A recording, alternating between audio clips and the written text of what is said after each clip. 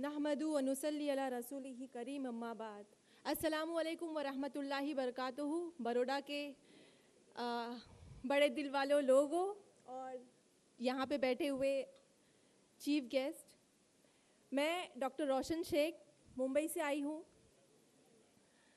मैं बहुत ज़्यादा शुक्रगुज़ार हूँ सबसे पहले उस पाक ज़ात की कि जिसने मुझे इस मकाम पर खड़ा किया कि मैं आप लोगों से गुफ्तगू कर सकूँ। उसी की रहमतों की हर घड़ी कायल रही हूँ मैं, उसी की रहमतों की हर घड़ी कायल रही हूँ मैं कि जिसकी ज़ात ने बख्शी है ये गहराइयाँ मुझको।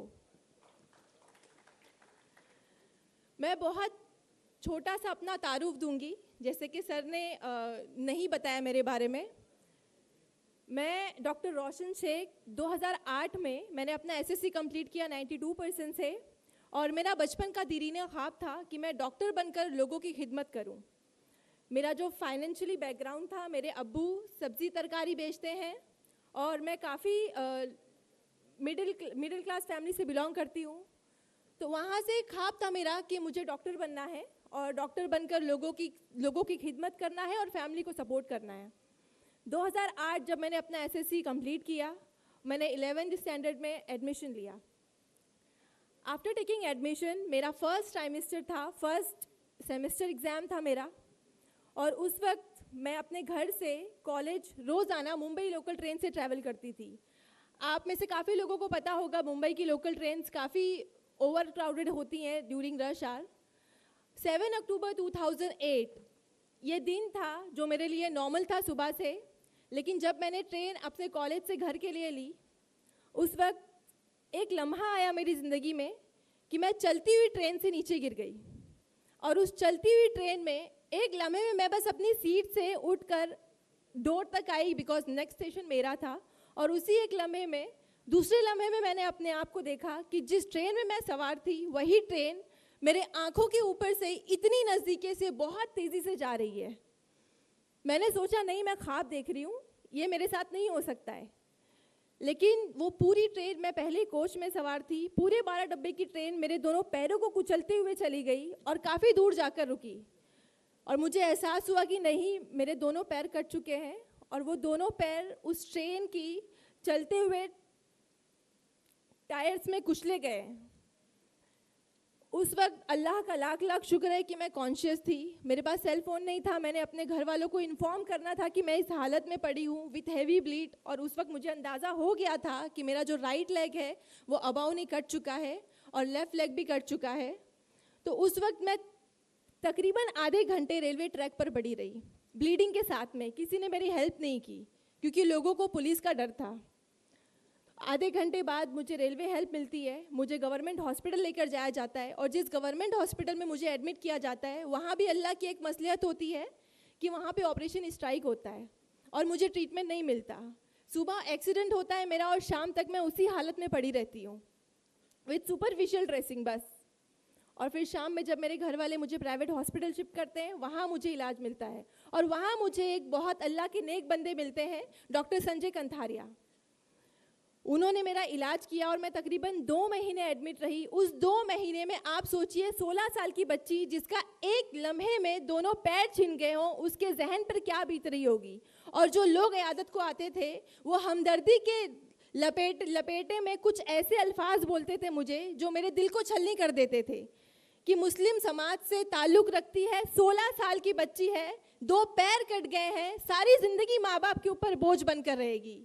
ये जो अल्फाज थे मेरे जहन पे आज भी गूंजते हैं कि मैं सारी ज़िंदगी माँ बाप के ऊपर बोझ बन के रहूँगी, मेरा कुछ नहीं हो सकता, मुझे दूसरी ज़िंदगी क्यों अता की अल्लाह ने।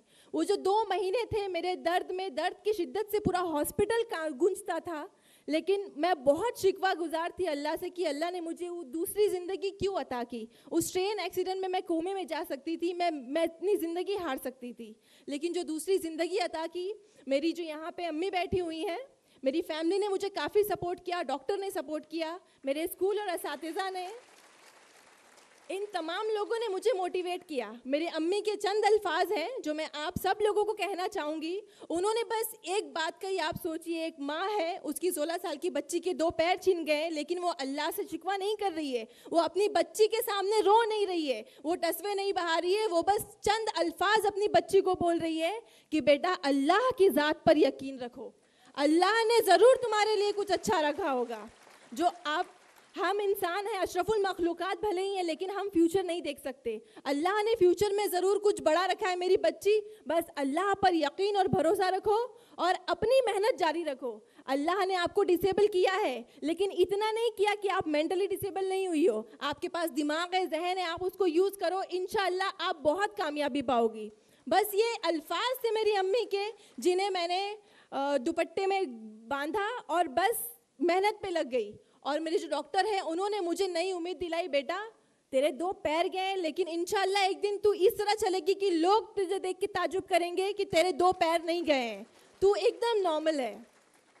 और अल्हम्दुलिल्लाह से मैंने वो सफ़र शुरू किया अपनी कोशिश का, अल्लाह की ज़ात पर यकीन का, और अल्हम्दुलिल्लाह मैंने 11th क्लास क्लियर किया व्हील चेयर पे, 1275 से क्लियर किया, और CET एग्ज़ाम अपना क्लियर किया, 3rd rank all over Maharashtra in PH category.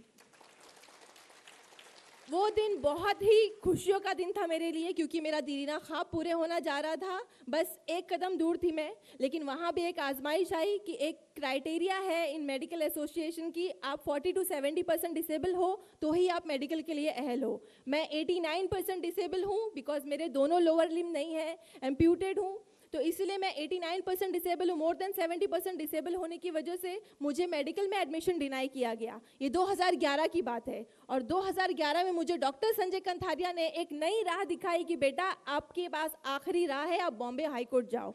उस वक्त बहुत ताज्जुब हुआ मुझे कि एक नॉर्मल इंसान को मेडिकल में एडमिशन या किसी चीज़ में एडमिशन के लिए एक अच्छा रैंक लाना होता है। मैंने वो लाया, लेकिन बॉम्बे हाई कोर्ट जाकर एडमिशन के लिए डिमांड करना ये नई चीज़ थी मेरे लिए। लेकिन मैंने अल्लाह पे भरोसा रखा कि अगर मेरी किस्मत में डॉक्टर बनना रहा तो ज़रूर, क्या पता इसी तरीके से मिले। और मैं बॉम्बे हाई कोर्ट गई 2011 में, मैंने अपना केस दायर किया, और अल्हम्दुलिल्लाह अल्लाह का लाख लाख शुक्र है कि मैं वहाँ पे गिव अप करके नहीं बैठी, बिकॉज बहुत सारे स्टूडेंट मुझसे जो पहले थे वो गिव अप कर गए थे, उन्होंने दूसरी लाइन चूज़ कर ली। लेकिन मैं बॉम्बे हाई कोर्ट गई और अल्लाह ने उस शख्स के दिल में रहम डाला, चीफ जस्टिस मोहित शाह सर ने मेरे फेवर में अपना जजमेंट दिया। और 2011 में, इन 2011 आई गॉट एडमिशन। जो मेरी अम्मी कहा करती कि तुम्हें बहुत अच्छा रखा है तुम्हारे लिए, वो सच हुआ। मुझे टॉप मोस्ट कॉलेज से GS medical college in KM hospital में एडमिशन मिला 2011 में। और जो 5.5 साल का सफ़र था मेरे MBBS का, मैंने बहुत कठिनाइयों से सहा, मैंने बहुत दर्द सहे, लेकिन बस एक पॉजिटिव चीज़ थी मेरे लिए, मेरे दिमाग में, कि जो भी जहनी तौर पर मरीज़ है इस समाज में, इस कल्चर में, इस सोसाइटी में, जो मुझे नाअहल समझते थे कि मैं MBBS नहीं कर सकती हूँ, मैं बोझ बनी रहूँगी, 89% डिसेबल हूँ, 2 पैर नहीं है, कुछ नहीं कर सकती, मुझे उनको जवाब देना है। और मुझे सारे लोगों को प्रूव करके दिखाना है कि 89% डिसेबल होने के बाद भी मैं MBBS कर सकती हूँ। और अल्हम्दुलिल्लाह अल्लाह का लाख लाख शुक्र है कि मैं बहुत प्राउडली कह रही हूँ कि 2016 में मैंने अपना MBBS क्लियर किया सेठ GS मेडिकल कॉलेज से with flying colour, first class से मैंने अपना MBBS क्लियर किया। और जिस वक्त मैंने अपना MBBS क्लियर किया, सारे लोगों को बहुत ही खामोशी से मैंने जवाब दे दिया, और काफ़ी उस बात की काफ़ी चर्चा हुई, मुझे काफ़ी नेशनल अवार्ड मिले अल्हम्दुलिल्लाह। और तब मैंने सोचा कि मेरी ये जर्नी यहाँ तक नहीं रहनी चाहिए, मुझे सिर्फ MBBS तक नहीं प्रूव करना है, मुझे लोगों को ये भी दिखाना है कि मैं highest degree in medicine, doctor of medicine जो होती है वो मैं अचीव करूँ। और उसके लिए मैंने अगेन नीट की प्रिपरेशन की। मैंने नीट में again 3rd rank in all over Maharashtra in PH quota clear किया, और उसके बाद MBBS क्लियर किया मैंने, 3rd रैंक नीट में लिया, नीट PG। लेकिन उसके बाद भी मुझे एडमिशन में डिनाई मिला, सेम क्राइटेरिया कि हम अगेंस्ट लॉ नहीं जा सकते, 40-70 क्राइटेरिया है, आप 89% डिसेबल हो, आपने फर्स्ट क्लास से MBBS क्लियर किया है तो भी हम आपको एडमिशन नहीं दे सकते, PG में आपको एडमिशन नहीं मिल सकता। और बस 2 दिन रह गए थे ऑनलाइन फॉर्म फिलिंग में। उस वक्त मेरा दिमाग काम नहीं कर रहा था, मैं किसके लिए पास जाऊँ मदद के लिए, बिकॉज हाई कोर्ट में कम से कम 1 महीना लगता जजमेंट आने। तो उस वक्त अल्लाह ने, वो एक बात कहते हैं कि अगर अल्लाह ने वो ले लिया जिसे खोने का तुम तसव्वुर भी नहीं कर सकते, तो यकीनन वो कुछ ऐसा भी देगा जिसे पाने का तुमने सोचा भी नहीं होगा। तो बस एक गैबी मदद आई मेरे पास जो मैंने कभी सोचा भी नहीं था। मेंबर ऑफ पार्लियामेंट किरीट सुमैया मेरी हेल्प के लिए आए, बेटा मैं 2 दिन में तेरे लिए फैसला करके लाऊंगा। वो फौरन दिल्ली, मुंबई से उन्होंने फ्लाइट ली, Delhi central health minister JP Nadda sir के पास आए, उन्होंने मोदी सर से भी बात की, मेरे अपील को लेकर बात की, और आप यकीन नहीं मानेंगे कि ये इंडियन लॉ का हिस्टोरिक डिसीजन हुआ उस दिन। 20 साल पुराना कानून जस्ट 2 दिन में चेंज हुआ मेरी अपील की बिना पर। और अभी जो है वो जो 40-70 वाला क्राइटेरिया था, अब वो जो अपर लिमिट है 70%, वो अल्हम्दुलिल्लाह से हटा दी गई है। तो अब मेरे जैसे जो भी कैंडिडेट होंगे मोर देन 70% डिसेबल, उन्हें कोई भी हाई कोर्ट के चक्कर नहीं लगाने पड़ेंगे, किसी के आगे गिड़गिड़ाना नहीं पड़ेगा एडमिशन के लिए, वो आराम से मेडिकल में एडमिशन ले सकते हैं। और फिर उसके बाद यहाँ से जब क्लियरेंस हुई तो मुझे अल्हम्दुलिल्लाह अल्लाह ने वापस एक कामयाबी से नवाजा। मुझे अगेन मेरे ही अल्मा मेटर सेठ जीएस मेडिकल कॉलेज के ये हॉस्पिटल में पीजी की सीट मिली, और अल्हम्दुलिल्लाह से मैं अब 2nd ईयर रेसिडेंट हूँ इन एमडी पैथोलॉजी। ये सारी चीज़ें बताने का, ये जो ज़िंदगी के फैक्ट्स थे मेरे आप सब लोगों के सामने रखने का एक ही मकसद था मेरा। यहाँ पे इतने सारे लोगों ने इतनी बड़ी बड़ी बातें की, मैं एक आखिरी स्पीच डिलीवर हूँ यहाँ पर, लेकिन मैं बस अपनी ज़िंदगी के फैक्ट्स आपसे शेयर कर रही हूँ। मैं कोई सियासी बात नहीं कर रही हूँ, मैं कोई इल्मी बात नहीं रख रही हूँ आपके सामने, बिकॉज मेरी हैसियत बहुत छोटी है ये सब कहने की। लेकिन बस मैं ये चाहती हूँ कि मेरे ज़िंदगी के फैक्ट से अगर यहाँ पे बैठे ऑडियंस में अगर एक बंदा भी अल्लाह की ज़ात से कनेक्ट हो जाए और अगर वो अपनी परेशानियों से लड़ना सीख ले, तो मेरा यहाँ पे आना सफल हो जाएगा। यहाँ पे अल्हम्दुलिल्लाह से ऑलरेडी यहाँ पे मुस्लिम डॉक्टर्स हैं, यहाँ पे बहुत सारे बड़े बड़े लोग, बड़ी बड़ी हस्तियाँ आई हुई हैं। मैं बस उन सब से बहुत दिलीना गुजारिश करूँगी कि आपकी लाइफ में अगर कुछ भी प्रॉब्लम्स आए, मेरी ज़िंदगी में सारी प्रॉब्लम्स मैंने सही। और एक बात बताती चलूँ कि 3 महीने पहले मुझे बहुत सीवियर बैक पेन हुआ, और डायग्नोज पे मालूम हुआ एमआरआई जब मैंने कराया तो उसमें निकला कि मेरे सैक्रम बोन में एक न्यूरोजेनिक ट्यूमर है, और वो मेरे S3 S4 नर्व रूट्स को कंप्रेस कर चुका है, जिसकी वजह से मुझे बॉवल ब्लैडर प्रॉब्लम्स भी स्टार्ट हो गई थी। तो ये जो नई तकलीफ आई उसके लिए मैं सचमुच मेंटली तौर पर प्रिपेयर नहीं थी। और बस उस वक्त एक ऐसा लगा ध्यान में कि अल्लाह और कितनी आजमाइशें लोगे मुझसे, लेकिन अम्मी ने उस वक्त भी सपोर्ट किया, फैमिली ने सपोर्ट किया कि आप अल्लाह की प्यारी बंदी हो, और अल्लाह उसी को चुनता है, उसी को आजमाइश के लिए चुनता है जो उसको महबूब हो। बेशक आपकी इस्तिताअत से ज़्यादा नहीं चुनेगा। तो यहाँ पे बैठे जितने भी लोग हैं उनकी ज़िंदगी में कुछ ना कुछ प्रॉब्लम्स होंगी, मुझे पता है सबकी लाइफ मुश्किलों से भरी होती है, लेकिन आप बस एक यकीन रखिए अल्लाह की ज़ात पे कि अल्लाह आपको 70 माओं से ज़्यादा चाहता है। एक माँ बुखार आने पर आपकी सारी रात नहीं सोती, लेकिन वो तो 70 माओं से ज्यादा चाहता है आपको।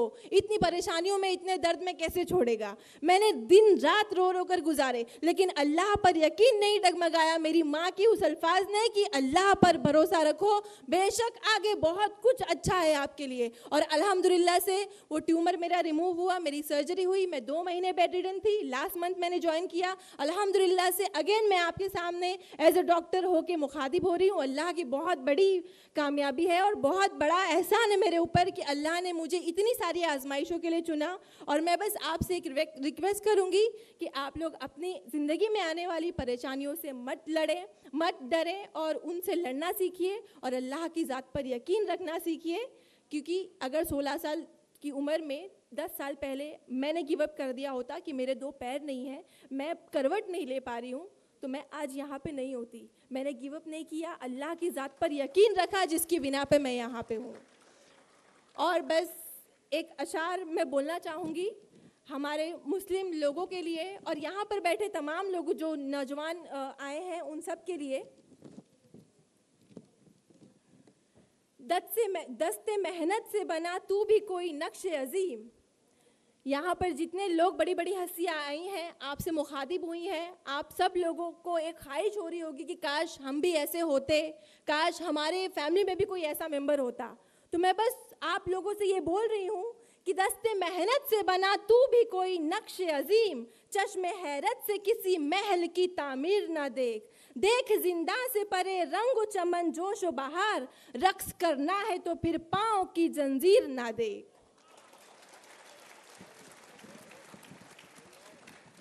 और यहाँ पे बहुत कम लेडीज़ दिख रही हैं, जैसे कि मुंबई में बहुत सारे फंक्शन में इक्वल जैसे कि मैम की ख्वाहिश थी कि 50-50% होनी चाहिए ऑडियंस। अल्हम्दुलिल्लाह मुंबई में तो होती है, लेकिन यहाँ पे काफ़ी कम है। लेकिन मैं उन तमाम जो मेरी बहनें आई हैं उन सबको एक कथा पेश करना चाहती हूँ कि आप लोग मजबूत रहिए, बिकॉज आपके बगैर ये जहाँ जितने भी मर्द बैठे हैं कुछ भी नहीं है।